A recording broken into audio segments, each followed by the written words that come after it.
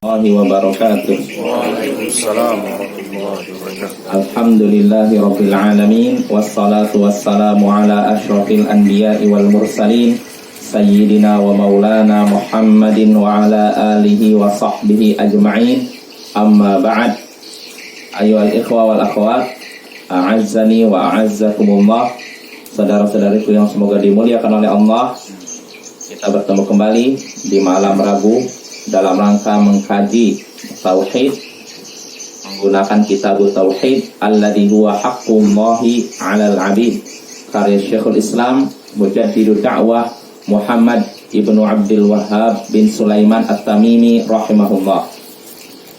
Ya, pada pertemuan sebelumnya kita masih di bab minasyirk an yastaghitha bi ghairillah aw yad'u ghairah. Bab termasuk syirik istighatsah kepada selain Allah atau berdoa kepada selainnya, selain Allah. Ya, kemarin kita sudah masuk masail, yaitu masail yang ke atas ya. Ya, betul. Masalah 1 sudah tafsir pertama digandengkannya doa dengan istighatsah. Ini termasuk bab atau termasuk perkara menggandengkan yang umum dengan yang khusus. Ya, kita sudah bahas tafsir firman Allah Ta'ala, janganlah wala tad'u min dunillahi ma la yanfa'uka wa la yadhurruk. Jangan engkau berdoa kepada selain Allah apa yang tidak bisa memberikan manfaat kepadamu dan tidak pula bisa memberikan bahaya kepadamu. Sudah kita bahas tafsirnya. Tafsirnya itu kita dilarang berdoa kepada selain Allah, diharamkan. Lalu permasalahan ketiga, bahwasanya itu kata Syekh termasuk syirik besar. Berdoa kepada selain Allah bukan syirik kecil, syirik besar, bisa mengeluarkan pelakunya dari Islam. Lalu permasalahan keempat, bahwasanya orang paling soleh kalau melakukan tadi, maksudnya apa, berdoa kepada selain Allah karena mencari keridhaan selainnya, maka ia termasuk orang-orang zalim. Kalau orang paling soleh, siapa orang paling soleh di sini maksudnya? Rasulullah. Kalau Rasulullah berdoa kepada selain Allah dalam rangka mencari keridhaan manusia, maka beliau termasuk orang-orang zalim. Nah, ini kalau Nabi, zalim di sini maksudnya apa? Syirik. Kalau Nabi sampai doa kepada selain Allah dalam rangka mencari keridhaan orang Quraisy, ya, maka Nabi termasuk orang musyrik. Maka begitu pula dengan kita. Ya, maka kita nggak boleh melakukan kemusyrikan dalam rangka menarik hati masyarakat, manusia dan sebagainya, nggak boleh ya. Bukan cuma syirik, semua kemungkaran, Bapak ya. Jadi nggak ada istilah mudahana. Mudahana artinya apa ya? Berbahasa basi dalam masalah kemungkaran. Artinya kalau kemungkaran kita katakan kemungkaran, nggak usah basa-basi ya. Jangan sampai supaya ridho ya udah saya melakukan kemungkaran, jangan ya. Kita tidak mencari keridhaan manusia, kita mencari keridhaan Allah. Ya, lain halnya kalau kita melakukan kemungkaran tersebut dalam rangka menyelamatkan nyawa kita, ini lain lagi. Pembahasannya sudah kita bahas ya. Tapi kalau untuk mencari keridhaan yang lain, nggak boleh. Lalu berikutnya tafsir yang kelima, tafsir ayat yang setelahnya, yaitu ayat yang menyatakan wa yamsaskallahu bidurrin fala kashifa lahu illahu. Jika Allah memberikan bahaya kepadamu, maka tidak ada yang bisa menghilangkannya kecuali Allah. Ini menunjukkan bahwasanya yang bisa mendatangkan bahaya dan menghilangkannya hanyalah Allah. Karena itu hendaknya kita berdoa kepada Allah ya. Itu permasalahan kelima. Lalu keenam, bahwasanya kaunu dzalika la yanfa'u fid dunya ma'a kauni kufran. Berdoa tadi kepada selain Allah selain itu kekafiran, itu juga tidak bermanfaat di dunia. Orang yang berdoa kepada selain Allah supaya dapat rezeki, supaya terhindar dari mara bahaya, selain dia sudah terjatuh dalam kekafiran, dia juga tidak mendapatkan manfaat apa-apa. Jadi ruginya apa? Dua kali ya. Sudah jatuh, tertimpa tangga, di atas tangganya ada cat, setelah itu rumahnya rubuh, berkali-kali kena musibah. Itulah orang berbuat syirik ya. Lalu permasalahan yang ke 7, tafsir ayat yang ketiga, yaitu firman Allah Ta'ala, fabtahu indallahi rizqa wa'budu. Carilah rezeki di sisi Allah dan beribadahlah kepada Allah. carilah rezeki di sisi Allah. Artinya mintalah rezeki kepada Allah. Berarti tafsirnya meminta rezeki kepada Allah adalah ibadah, ya. Atau di sini perintah kepada kita untuk meminta rezeki hanya kepada Allah. Lalu al-ashiratu yang terakhir ini ya. Annahu la bukan lagi. Permasalahan ke-8, Pak. Anna talaba rizqi la yanbaghi illa minallah kama annal jannata la tutlabu illa minhu. Bahwasanya meminta rezeki tidak pantas ditujukan kecuali pada Allah. Kita hanya meminta rezeki kepada Allah. Kita tidak patut meminta rezeki kecuali kepada Allah. Sebagaimana surga tidak diminta kecuali dari Allah. Ya.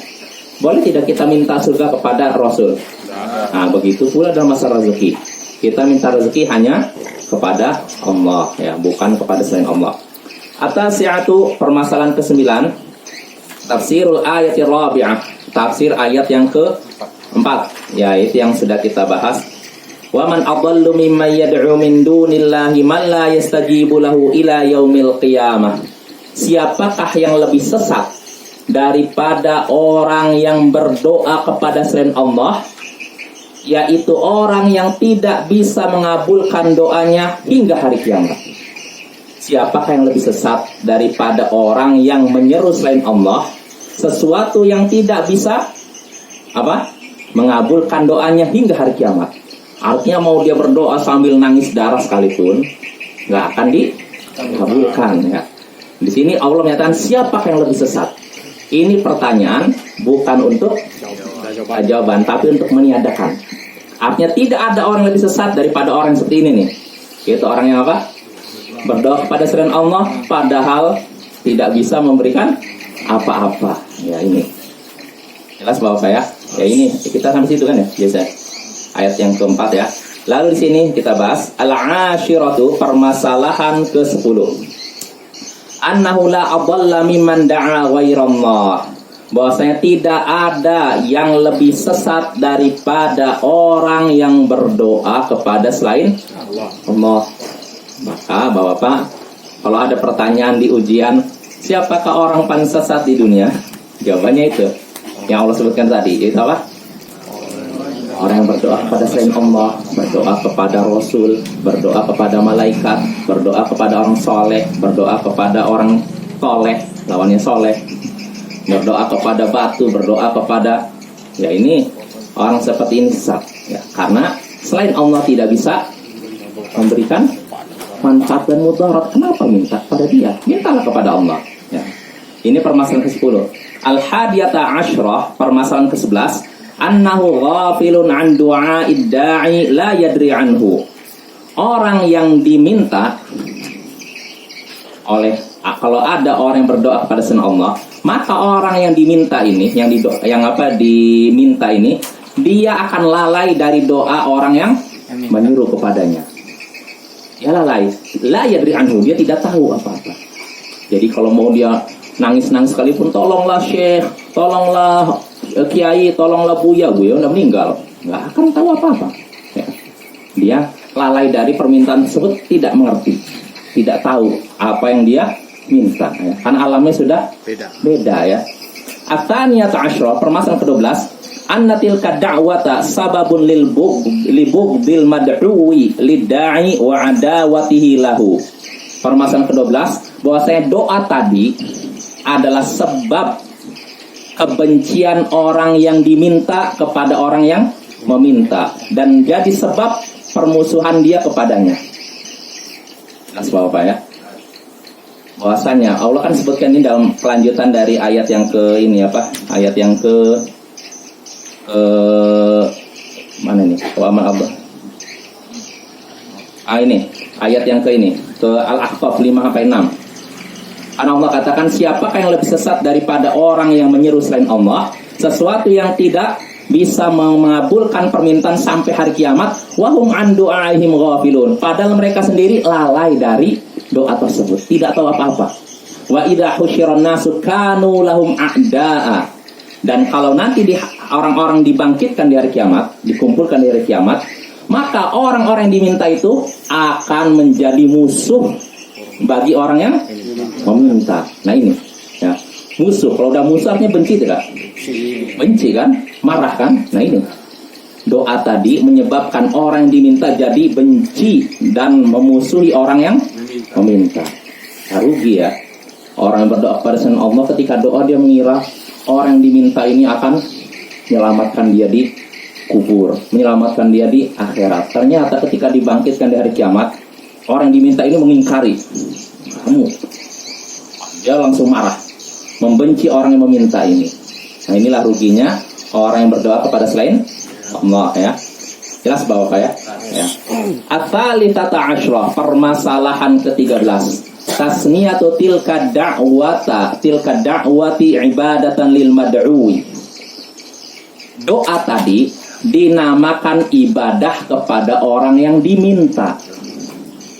Doa tadi kan ketika ada seorang berdoa kepada selain Allah. Nah, doa ini dinamakan ibadah kepada orang yang diminta. Berdasarkan ayat tadi, jika seluruh manusia dikumpulkan di hari kiamat, maka orang-orang yang diminta ini akan menjadi musuh bagi orang yang meminta. Ada wa kanu bi'ibadatihim kafirin, dan mereka orang yang diminta ini akan mengingkari peribadatan mereka. Orang yang diminta ini akan mengingkari peribadatan mereka. Jadi tadi yang mereka ibadah yang mereka lakukan apa? Doa kan? Ini menunjukkan doa tadi orang kepada orang yang lain. Doa ini dianggap ibadah. Nah ini dalil yang menunjukkan bahwasanya doa adalah ibadah. Dengan ini kita bisa membantah telak orang-orang musyrik yang menyatakan saya kan ya berdoa ini kan bukan ibadah. Minta kan, masa minta ini adalah ibadah. Ya, saya yakin kok yang memberikan rezeki itu Allah. Saya minta ini perantara saja. Ya inilah yang dilakukan oleh orang-orang musyrik Quraisy. Dulu mereka minta kepada berhala, ibadah kepada berhala, bukan meyakini berhala itu bisa memberikan mudarat dan memberikan manfaat, enggak. Yang bisa memberikan ini hanyalah Allah. Terus kenapa mereka beribadah pada itu? Ya perantara aja. Ini alasan orang musyrik Quraisy ya, sama dengan orang-orang yang zaman sekarang yang beribadah kepada makam-makam keramat, beribadah kepada makam-makam yang diagungkan, doa, istighatsah ke situ, nangis-nangis di hadapan kubur, minta-minta kepada penghuni kubur. Nah ini namanya doa. Sedangkan doa adalah ibadah. Gak boleh seorang beribadah kepada selain Allah. Ini dalil yang jelas menunjukkan bahwa doa adalah ibadah. Bahkan ada ayat lain atau hadis yang menyebutkan dengan tegas. Disebutkan dalam Sunan Tirmidzi, Nabi sallallahu alaihi wasallam bersabda, ad-du'a'u huwal ibadah. Doa adalah ibadah. Tegas Nabi menyatakan doa adalah ibadah. Maka kalau doa adalah ibadah, kita hanya boleh berdoa kepada Allah, nggak boleh doa kepada selain Allah, setinggi apapun kedudukannya, ya. Nggak boleh kepada Rasul kah, kepada malaikat kah, nggak boleh. Jelas Bapak-bapak? Ya, itu ya. Itu sekali lagi bahwasanya doa tadi dinamakan ibadah kepada orang yang kepada orang yang diminta itu. Itu permasalahan ke-13. Ar-rabi'ata asyrah, permasalahan ke-14, kufrul mad'u bitilkal ibadah. Orang yang diminta, orang yang diseru tadi, dia mengingkari ibadah tadi. Apa ibadah yang dia ingkari? Doa. Dia akan mengingkari. Wa kanu bi'ibadatin kafirin. Allah katakan tadi dalam surat Al-Ahqaf ayat 6, mereka akan mengingkari peribadatan mereka, yaitu orang-orang yang berdoa kepadanya. Mengingkari, ya. Inilah yang terjadi di hari kiamat nanti. Ya, alangkah ruginya orang-orang musyrik. Tentu saja ini bisa kita saksikan kalau di hari kiamat. Kalau di dunia mungkin enggak, belum nampak, karena nggak mungkin orang mati hidup lagi, ya tidak, nggak akan hidup lagi kecuali di sinetron kali. Orang sudah mati gentayangan rohnya, atau di inilah mungkin berada di kalangan kaum sufi, sebagian kaum sufi mungkin ya. Tapi kalau dalam kenyataannya tidak ada roh gentayangan. Allah sudah menegaskan demikian. Dan para ulama, Imam Abu Syamah menyatakan bahwa ini adalah kesepakatan para ulama ya. Jadi orang sudah meninggal tidak lagi kentayangan rohnya. Ya, ini permasalahan ke-14. Lalu al-khamisata asyra, permasalahan ke-15, anna hadhil umura sababu kaunihi adallan nas. Bahwasanya perkara-perkara tadi adalah sebab yang menjadikan orang tadi jadi orang yang paling sesat. Nah, perkara-perkara tadi adalah sebab yang menjadikan pelakunya orang yang paling sesat. Ya, itu tadi. Kenapa dia dianggap paling sesat? Orang yang berdoa kepada selain Allah, kenapa dianggap paling sesat? Pertama, alasannya apa? Orang yang diminta tidak tahu, ya kan? Alasan pertama. Kedua, doa tersebut akan menjadi sebab apa? Permusuhan, kebencian dari orang yang diminta kepada orang yang meminta. Ya. Lalu ketiga, itu juga dianggap ibadah kepada orang yang diminta. Lalu keempat, orang yang diminta nanti akan mengingkari itu. Lah sebab apa? Inilah beberapa sebab atau beberapa alasan kenapa orang yang berdoa kepada selain Allah adalah orang yang paling sesat. Jelas? Ya, kita lanjut ya. As-sadisata asyra, permasalahan ke-16 kata Syekh, tafsirul ayatil khamisah, tafsir ayat yang kelima, yaitu firman Allah Ta'ala dalam surat An-Naml ayat 62, amma yujibul muttarra idza da'ahu wa yakshifus su'. Siapakah yang bisa mengabulkan doa orang yang terdesak? Siapakah yang bisa mengabulkan orang yang terdesak jika dia berdoa kepadanya? Siapakah yang bisa mengabulkan orang yang terdesak jika dia berdoa kepadanya? Siapa kira-kira yang bisa mengabulkan? Allah. Wa yakshifus su', dan siapakah yang bisa menghilangkan kesusahan? Allah. Wa yaj'alukum khulafa'al ard, dan siapakah yang bisa menjadikan kalian sebagai pemimpin muka bumi? Jawabannya Allah kan? Ya tidak. Wa yaj'alukum khulafa'al ard, maka Allah pun berkata, a ilahu ma'allah. Kalau begitu, apakah ada Tuhan lain selain Allah? Ada tidak? Tidak ada. Qalilan ma tadhakkarun, namun alangkah sedikitnya kalian berpikir. Ini Allah katakan kepada siapa? Orang musyrik. Orang musyrik nggak mau berpikir ya. Padahal yang mengabulkan doa mereka ketika mereka terdesak Allah. Tapi anehnya mereka menyekutukan Allah dengan berhala-berhala mereka. Ya, ini tafsir ayat ke-5. Artinya dalam ayat ini Allah menyebutkan atau memerintahkan kita untuk berdoa hanya pada Allah, itu. Karena hanya Allah yang bisa mengabulkan permohonan hambanya. As-sabi'ata asyra, permasalahan ke-17 kata Syekh ini, al-amrul ajib, perkara yang mengherankan. Ajib itu kadang diartikan menakjubkan, tapi kalau menakjubkan artinya bagus ya. Ya tidak. Yang pas bukan menakjubkan, mengherankan ya. Kenapa? Apa perkara yang mengherankan?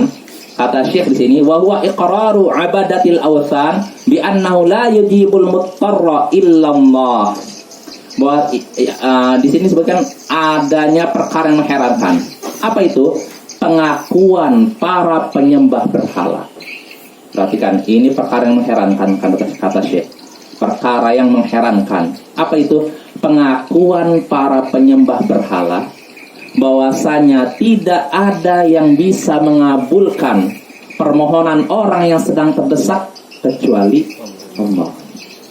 Ini perkara yang mengherankan, yaitu pengakuan para penyembah berhala. Para penyembah berhala mengakui bahwasanya tidak ada yang bisa mengabulkan doa orang yang sedang terdesak kecuali Allah. Ini pengakuan mereka, ini mengherankan. Wali ajli hadza yad'una fi syada'id mukhlishina lahuddin. Karena itulah mereka berdoa kepada Allah tatkala dalam keadaan terdesak, mukhlishina lahuddin, dan begitu ikhlas kepada Allah. Artinya ketika dalam keadaan terdesak, gawat darurat, orang musyrik itu doanya hanya kepada Allah, lupa dengan berhala-berhala mereka. Ini perkara mengherankan. Kenapa? Falamma najjahum minal barri idza hum yusyrikun. Karena Allah sebutkan surat Al-Ankabut, tapi ketika Allah sudah menyelamatkan mereka, Allah menyebutkan orang-orang musyrik, fa idza raqibu fil fulki da'u Allah mukhlishina lahuddin. Kalau mereka naik ke bahtera, kapal lalu digoncang ombak, badai, khawatir tenggelam kan, mereka doanya benar-benar ikhlas kepada Allah, lupa dengan Lata, lupa dengan Uzza, lupa dengan Manat, lupa dengan Hubal, lupa dengan Syekh ini, lupa. Tapi kata Allah, tatkala Allah selamatkan mereka ke daratan, selamat dari badai, idahum yusyrikun, tiba-tiba mereka menyekutukan Allah lagi, lupa dengan Allah. Baru aja ikhlas kepada Allah, nangis-nangis berdoa kepada Allah. Nah, setelah diselamatkan oleh Allah, malah mengikutkan Allah.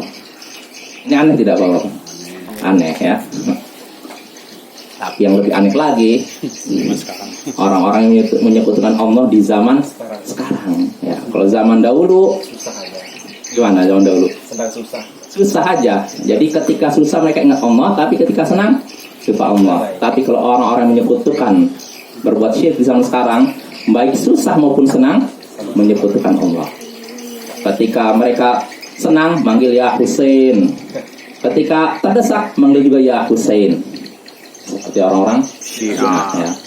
Atau kadang Syekh Abdul Qadir Jailani manggil ya Syekh Abdul Qadir Jailani, bukan manggil ya Allah.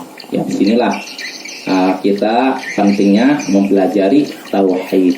Ya, sebenarnya bapak-bapak, kita kasihan menyaksikan sebagian orang yang terjatuh dalam syirik. Ya, dia ketika melakukan itu dia nggak sadar bahwa dirinya sedang berada di tepi jurang kebinasaan. Ya tidak bapak. Kalau ada melakukan syirik, ibaratnya ini jurang, ini tepi bukit nih, ini jurang. Dia sudah di pinggir sini. Artinya kalau setelah itu dia mati, tidak bertobat, kemana? Mau kembali. Itu yang kita kasihan. Makanya disinilah dakwah tauhid ini sebenarnya dakwah yang penuh dengan kasih sayang. Karena kita ingin menyelamatkan umat manusia dari syirik, dari kesengsaraan yang kekal abadi. Maka kita ajak kaum muslimin untuk mempelajari tauhid, belajar tentang tauhid, menyampaikan tauhid. Ini penting Bapak ya. Saya baca ini buku Syekh Shalih Fauzan, Dr. Shalih Fauzan, termasuk ulama paling senior mungkin di Arab Saudi setelah mufti ya. Jadi beliau punya buku dalam bentuk PDF, Kaifiyatul Istifadah min Kutubil Aqidah, kalau tidak salah judulnya. Cara mengambil manfaat dari buku-buku akidah. Jadi setelah itu, mungkin ini sepertinya dalam bentuk ceramah tapi di transkrip, di apa istilahnya? Ditulis ya. Nah, di situ ada sesi tanya jawab. Beliau ditanya oleh penanya, Syekh, ada sebagian orang bilang, untuk apa belajar tauhid sedangkan kita fi biladi tauhid, sedangkan kita di negara tauhid. Maksudnya apa negara tauhid sini? Arab Saudi. Tapi Arab Saudi negara tauhid, ngapain kita belajar tauhid lagi? Ini nanya kepada Syekh Shalih Fauzan. Maka kata Syekh Shalih Fauzan, ya udah, coba tanya kepada dia, apa itu tauhid? Jelaskan tentang tauhid. Jelaskan dengan rinci tentang tauhid. Tentu dia tidak akan ngerti. Orang seperti ini nggak akan ngerti. Dia cuma bilang aja, oh kita kan udah di negara tauhid, nggak perlu belajar tauhid. Kata Syekh, coba dulu tanya, jangan terima begitu aja istilahnya. Tanya dulu kepada dia, apa itu tauhid? Jelaskan kepada kami tentang tauhid. Jelaskan dengan rinci apa itu tauhid.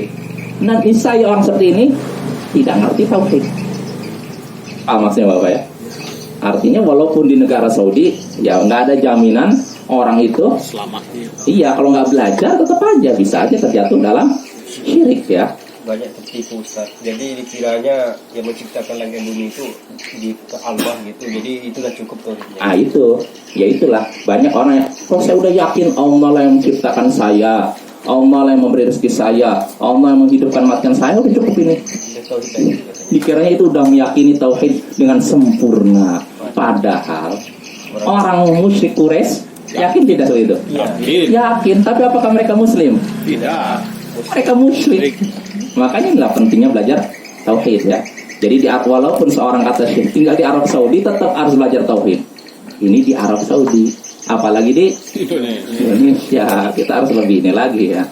Karena bagaimanapun ya syirik ada, walaupun di sana tentu saja tidak sebanyak di negeri kita ya tidak. Ya, sihir masih ada Bapak. Sihir ada di Arab Saudi pun. Tapi ya di sana pemerintah tegas. Kalau ketahuan ada orang profesinya sebagai dukun, tukang sihir, wah, jangan harap hidup. Hilang kepalanya. Pancing iya. Jadi di sana ada polisi amar ma'ruf nahi mungkar. Polisi yang tugasnya khusus mencari tukang sihir, memberantas tukang sihir. Nah, ini ada di sana. Jadi ya walaupun ada nggak terlalu ini, memang tidak terlalu separah di negeri kita ya. Jadi insya Allah aman di sana. Dan itu berkah dari dakwah tauhid ya. Sekali lagi ya, kalau kita ke Saudi kita merasakan keamanan tidak seperti yang kita dapatkan di negara-negara lain. Sampai ini diakui oleh Syekh. Kalau di Indonesia pendukunannya ada komunitasnya kan? Nah itu kalau di sana jangankan bikin komunitas, ngaku saya dukun aja udah hilang. Iya. Jadi itulah keamanan yang kita rasakan di Arab Saudi benar-benar diakui. Ya, sampai-sampai itu diakui oleh orang kafir. Sama orang barat tuh ngakui. Ada saya baca ini, kalau nggak salah ada orang bule Yunani kalau nggak salah. Jadi dia bukan Muslim. Ya kan, pernah dengar ya?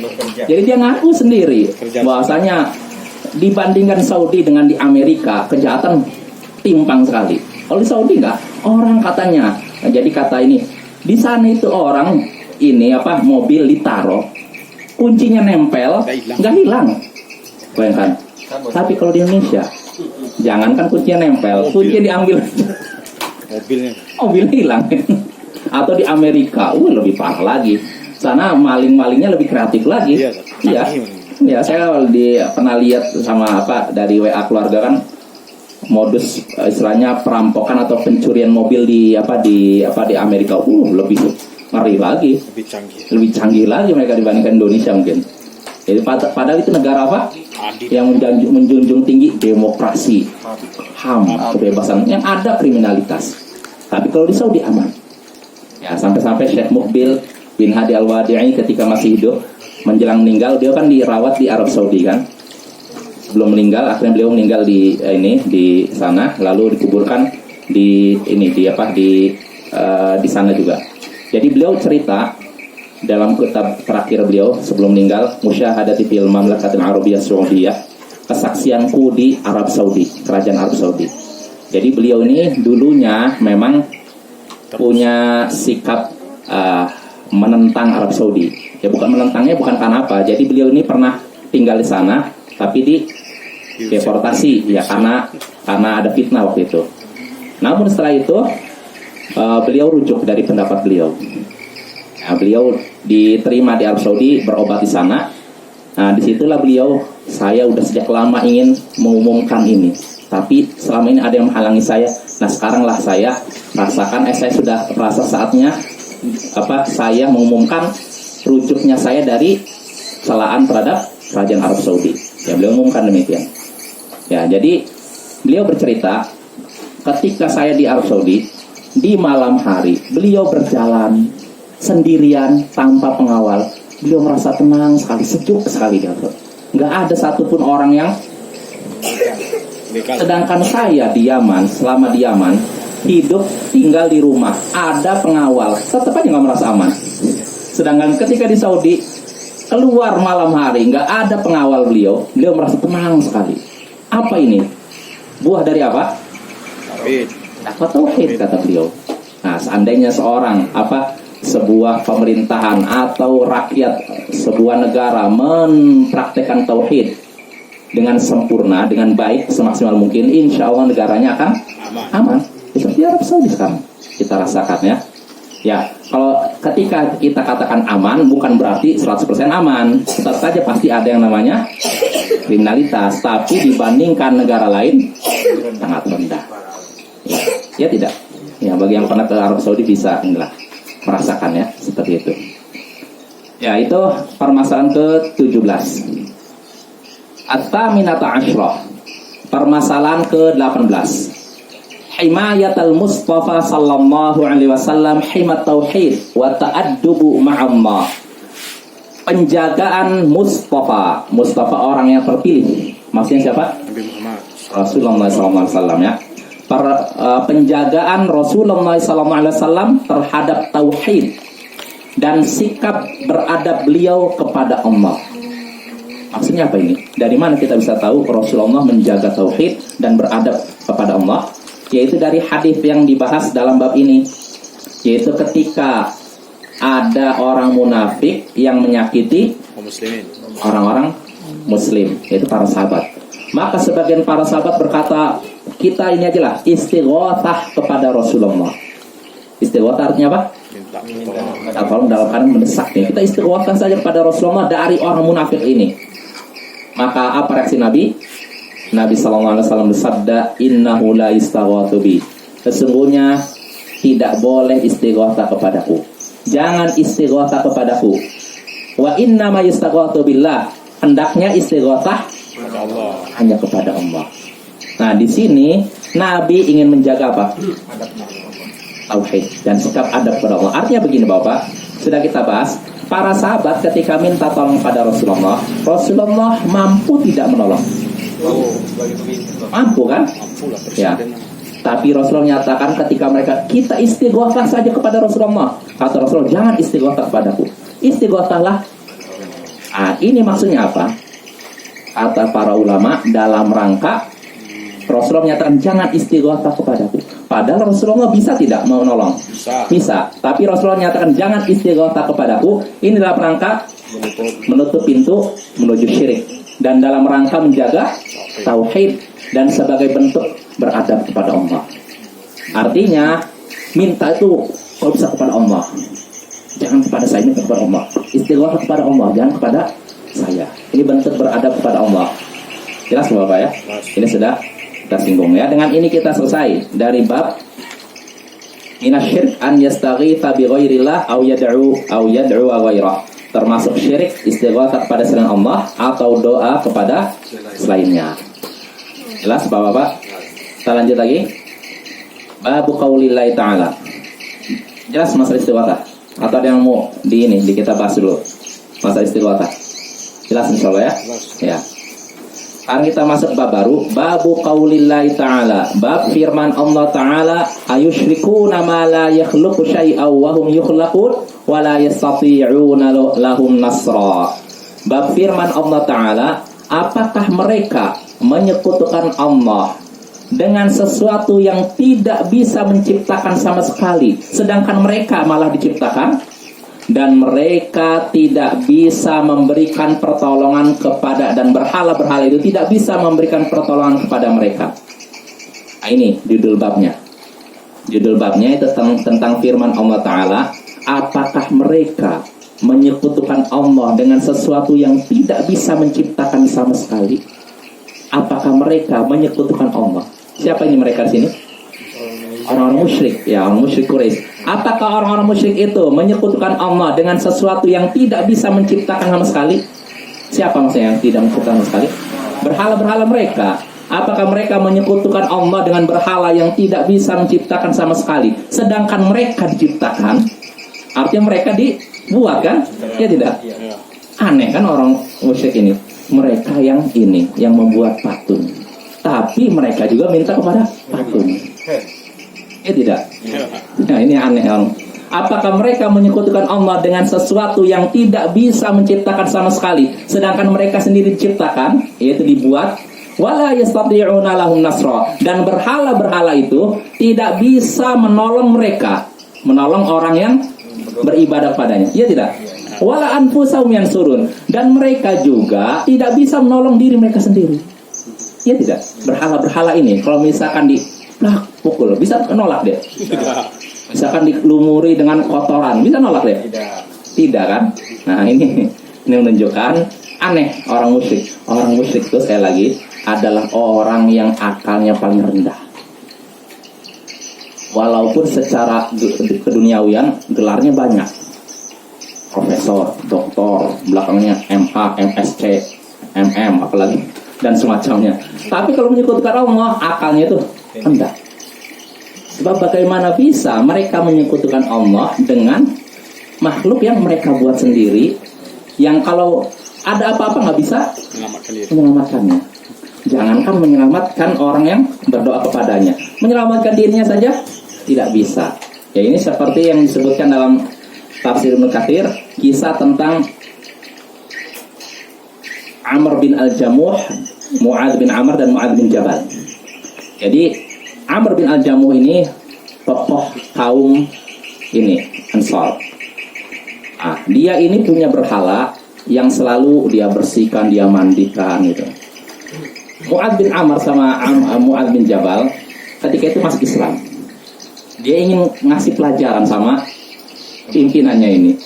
Nah, ketika Amr bin Al-Jamuh sudah ini di malam hari ini, dia udah tidur. Dua pemuda ini mendatangi berhala sud, lalu dilumuri kotoran.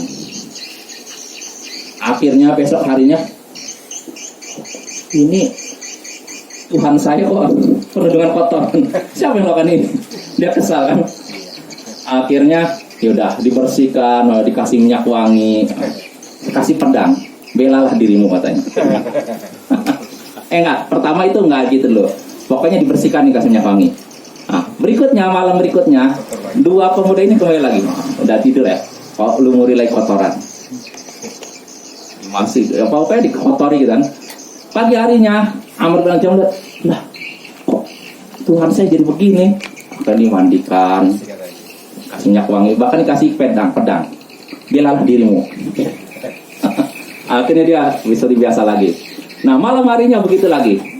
Mu'adz bin Jabal sama Mu'adz bin Amr. Sekarang dua kali nggak sadar juga, udahlah. Yang ketiganya, dia ikatkan bangkai anjing dengan berhala ini. Lalu setelah itu digantung di atas sumur. Lalu itu pergi lagi. Nah, pagi harinya Mu'adz bin Amr bin Al-Jamuh, mana berhala saya? Oh, hilang. Tuhan saya mana? Lihat, di atas sumur, terus digantung dengan bangkai anjing. Setelah itu dia mengucapkan syair, kalau memang engkau Tuhan, tentu tidak sudi engkau disatukan dengan anjing. Udahlah, kalau gitu saya nggak mau lagi nyembah kamu. Dari situ dia taubat ternyata. Dia akhirnya tidak lagi menyembah berhala. Itu Bapak ya. Itu keanehan orang musyrik. Seandainya mereka menggunakan akal sehat mereka, insya Allah mereka meninggalkan peribadatan kepada berhala. Ya, cuman ya itulah, akal sehatnya kadang hilang. Hewan yang dianggap, kalau kita kan hewan kan rendah kan, tapi kalau orang musyrik mengagungkan hewan sampai kotorannya diperebutkan, ya tidak, sampai ada yang dimasukkan ke gelas, diaduk-aduk lalu awet muda kan. Alhamdulillah, bentar ya. Kalau ini kan Anda bisa melihat di tadi itu masalah di sebuah masjid itu dibikinnya tulisan Allah gitu. Nanti itu jemaah itu nanti berdoa di situ bersama-sama gitu, berjemaah menghadap ke tulisan Allah itu. Itu apakah syirik juga itu? Maksudnya untuk apa? Maksudnya untuk biar konsentrasi gitu? Ya nggak tahu lah, sejenis figur apa itu? Kaligrafi. Iya, kaligrafi atau memang dikir bagus dari kayu dari apa gitu, nggak tahu lah, itu tim besar. Jadi nanti itu ada yang berdoa mereka itu bersama-sama menghadap ke apa itu? Apa itu? Kiblat itu. Tulisan itu? Ya, tulisannya di arah kiblat. Ya. Oh, ya kita tanyakan dulu kepada mereka. Jadi kalian ini doanya kepada siapa sebenarnya? Kepada Allah atau kepada tulisan itu? Kalau doanya kepada Allah, tapi dengan cara begitu, ya itu perlu diingatkan, nggak usah begitu. Kan melihat dari YouTube. Ada contohnya. Iya, tapi kalau maksudnya kamu berdoanya kepada tulisan itu, nah itu syirik. Makanya kita Bapak nggak bisa langsung memvonis orang musyrik dengan sekedar melihat itu. Nggak bisa, harus tanya dulu, kamu melakukan itu maksudnya apa? Contohnya begini Bapak, kalau ada orang kita saksikan sujud ke kuburan, bolehkah kita katakan musyrik? Boleh. Nah, kita harus hati-hati, nggak boleh yang sembarang vonis musyrik. Akhirnya kita tanyakan dulu, kamu ini sujud maksudnya apa? Kalau misalkan kamu sadar depan kamu kuburan, oh nggak sadar saya. Jadi saya kebetulan tadi dapat kabar gembira dari teman, katanya kamu naik jabatan. Oh, akhirnya saya sujud syukur. Ternyata depannya ada kuburan. Apakah musyrik dia? Enggak kan? Enggak tahu kalau depannya kuburan. Enggak bisa gitu. Nah ini, kalau dia misalkan dia sadar ya depan saya ini kuburan, tapi saya sujudnya kepada Allah, bukan untuk kepada kuburan. Nah ini tidak dikatakan musyrik juga, tapi dia keliru, salah. Karena walaupun niatnya kepada Allah, jangan sujudnya ke kuburan. Ya. Ini kalau gitu. Tapi kalau niat dia memang sujudnya kepada itu, pada penghuni kubur, inilah yang dianggap syirik. Arti ingatkan dulu, nggak boleh begitu. Itu namanya ibadah. Sujud itu ibadah, dan ibadah hanya boleh kepada Allah. Arti ingatkan dengan lemah lembut, ya.